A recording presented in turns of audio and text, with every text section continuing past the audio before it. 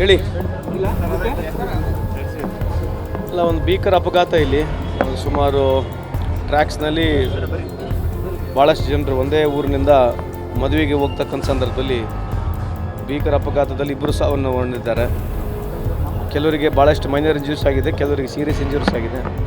ನಾವು ಜಿಲ್ಲಾಡಳಿತ ಇವತ್ತು ಬಂದ್ಬಿಟ್ಟು ಎಲ್ಲರಿಗೆ ನೋಡಿ ಸಾಂತ್ವನ ಹೇಳೋದ್ರ ಜೊತೆಗೆ ಅವ್ರದ್ದೇನು ಸಂಪೂರ್ಣ ಖರ್ಚಿದೆ ಸರ್ಕಾರ ವಹಿಸ್ತದೆ. ಅದಕ್ಕಾಗಿ ಅವ್ರಿಗೆ ಬಂದು ಸಾಂತ್ವನ ಹೇಳೋದ್ರ ಜೊತೆಗೆ ಮೇಜರ್ಸ್ಗಳನ್ನ ತೊಗೋಬೇಕಂತೇಳಿ ಪದೇ ಪದೇ ನಾವು ಮಾತನಾಡ್ತಿದ್ದೀವಿ. ಇದು ಸಾರ್ವಜನಿಕರ ಇನ್ವಾಲ್ವ್ಮೆಂಟ್ ಕೂಡ ಇರಬೇಕಂತ ತಮ್ಮಲ್ಲಿ ಮನವಿ ಮಾಡ್ತೀವಿ. ಭಾಳ ದುರಂತ ಇದೆ. ಏನು ಭಾಳ ಇವತ್ತು ನಾನು ನೋಡ್ತಾ ಇದ್ದೆ, ಬರಕಲ್ಲಿ ಗುರ್ತಾಯ್ತು ಅವಲೇ ನನಗಿರ್ತಕ್ಕಂಥ ಮಾಹಿತಿ ಪ್ರಕಾರ 7 ಜನ ಮೃತಪಟ್ಟಿದ್ದಾರೆ ಅಂತಾರೆ ಸ್ಟ್ಯಾಂಪಿಡ್ನಲ್ಲಿ. 11 ಆಗಿದೆ. Very sad. ಇದು ಯಾವುದೋ ಒಂದು ಸೆಲೆಬ್ರೇಷನ್ ಮಾಡೋಕ್ಕೆ ಹೋಗಿ ಈ ರೀತಿ ಆಗುತ್ತಂತ ಹೇಳಿ ಯಾರೂ ಊಹೆನೂ ಮಾಡಿರಲಿಲ್ಲ.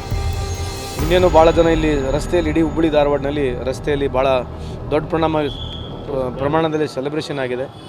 ಮನವಿ ಮಾಡ್ತಕ್ಕಂಥ ಯಂಗರ್ ಜನ್ರೇಷನ್ ದಯಮಾಡಿ ಆ ಸೆಲೆಬ್ರೇಷನ್ ಒಂದು ಲೆಕ್ಕದಲ್ಲಿ, ಯಾಕಂದ್ರೆ ಭಾಳ ಜನ ಬೈಕ್ ಓಡಿಸೋದು, ನಿನ್ನೆ ಆಗಿರ್ತಕ್ಕಂಥ ಸ್ವಲ್ಪ ಭಯದ ವಾತಾವರಣ ಕೂಡ ಇತ್ತು. ಆ ಥರ ಮಾಡಬಾರ್ದು. ಸೆಲೆಬ್ರೇಷನ್ ಸ್ವಲ್ಪ ಇತಿಮಿತಿಯಲ್ಲಿ ಆಗಬೇಕು ಅನ್ನೋದು ನನ್ನ ವಾದ. ಬಟ್ ಇದಾಗಿರ್ತಕ್ಕಂಥ ಸ್ಟ್ಯಾಂಪೇಡ್ ಭಾಳ ದುಃಖದ ಸಂಗತಿ.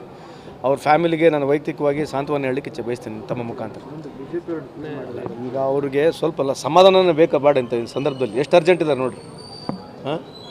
ಟ್ವೀಟ್ ಮಾಡೋಕೆ ಇನ್ನು ನಾಳೆನೂ ಮಾಡ್ಬೋದಾಗಿತ್ತು, ಮಾಡಬಾರ್ದು ಅಂತೆಲ್ಲ ಪಟ್ಟಿದ್ರು. ಏನಂತಂದರೆ ಇದು ಆಗಿರ್ತಕ್ಕಂಥ ಸಂದರ್ಭದಲ್ಲಿ ಯಾವ ಸರ್ಕಾರಗಳು ಈ ರೀತಿ ಮಾಡಲ್ಲ. ಅದಕ್ಕೆ ಕೇಳಿದ್ವಲ್ಲ. ಈಗ ಅದ್ರ ಬಗ್ಗೆ ನಾನು ಮಾತನಾಡೋಕ್ಕೆ ಹೋಗೋದಿಲ್ಲ, ಸುಮ್ಮನೆ ಅನ್ನೆಸರಿ ಅದು ವಿರುದ್ಧವಾಗಿ ಮಾತನಾಡ್ದಂಗೆ ಆಗ್ತದೆ. ಸದ್ಯದಲ್ಲಿ ಸರ್ಕಾರ ಏನು ಕ್ರಮ ತೊಗೋಬೇಕು, ಅಲ್ಲಿ ಏನಾಗಿದೆ, ಇನ್ನೂ ಜನ ಏನು ಆತಂಕದಲ್ಲಿದ್ದಾರೆ, ಅವ್ರಿಗೆ ಅನುಕೂಲ ಆಗ್ತಕ್ಕಂಥ ಕೆಲಸ ಸರ್ಕಾರ ಮಾಡ್ತಾಯಿದೆ ಅಂತ ತಮ್ಮ ಹೇಳಿಕೆ ಇಚ್ಛೆ ಬಯಸ್ತೀನಿ.